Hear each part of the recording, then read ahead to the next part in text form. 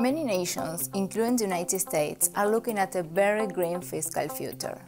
This is largely a function of changing demographics and poorly designed entitlement programs.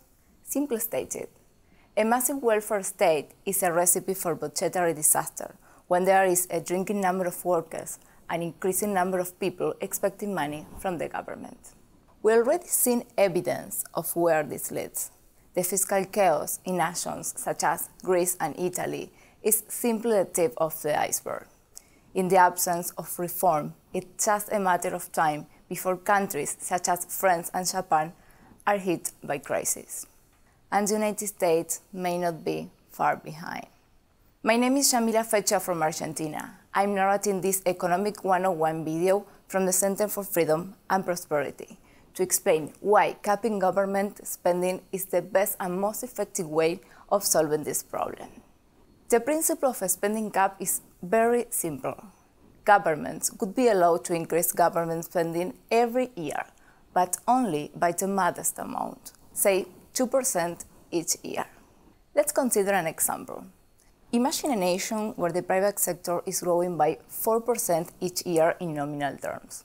Well, if the government budget expands by 2% while the private sector grows at a 4% pace, that means a slow but steady reduction in burden of government spending relative to economic output. In other words, a properly designed spending cap satisfies the golden rule of fiscal policy. A spending cap also means less red ink.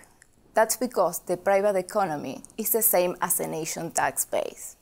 And if taxable income is increasing by 4% while government spending is rising 2% per year, that means deficit almost certainly will shrink.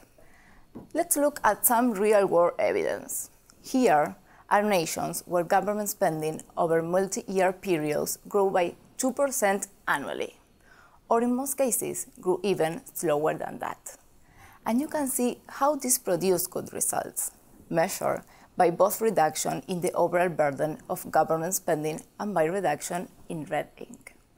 Even the United States can be added to this list. There was a 5-year spending freeze in the federal budget from 2009 to 2014.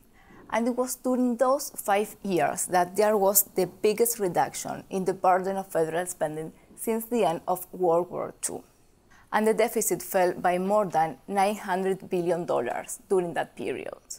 In other words, all those fights over debt limits, sequesters, and government shutdown led to very good results. But here is the problem. Both in the United States and most other nations, the periods of fiscal responsibility are only temporary. Sooner or later, politicians can start spending again like drunken sailors. And that's why a spending cap is just a good idea. Hong Kong and Switzerland have spending caps in their constitutions, and those policies have been very successful. Hong Kong has one of the smallest governments and richest economies in the world. And Switzerland is one of the few bright spots in Europe, largely because the spending cap has slowly restrained spending, thus allowing big reduction in national debt.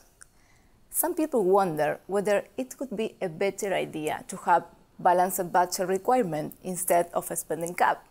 That's fine in theory, but it doesn't work in practice.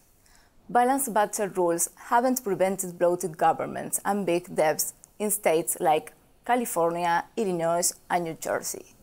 Likewise, anti-deficit rules in the European Union haven't prevented bloated government and lots of red ink. Simply stated, the problem is that balanced budget rules are largely unsustainable since they require lots of austerity when revenues are falling during a recession. And that's politically difficult. Moreover, these rules allow too much spending when revenues is surging during growth years. Let's go with some remarkable findings. You are seeing on your screen some of the findings from studies, but measure international bureaucracies. As you read these excerpts, keep in mind that multilateral institutions such as the OECD and IMF lean to the left. So if even they conclude that spending caps are the only effective fiscal rule, that's quite remarkable. It's especially noteworthy that these studies recognize that spending caps works because they don't require budget cuts during downturns.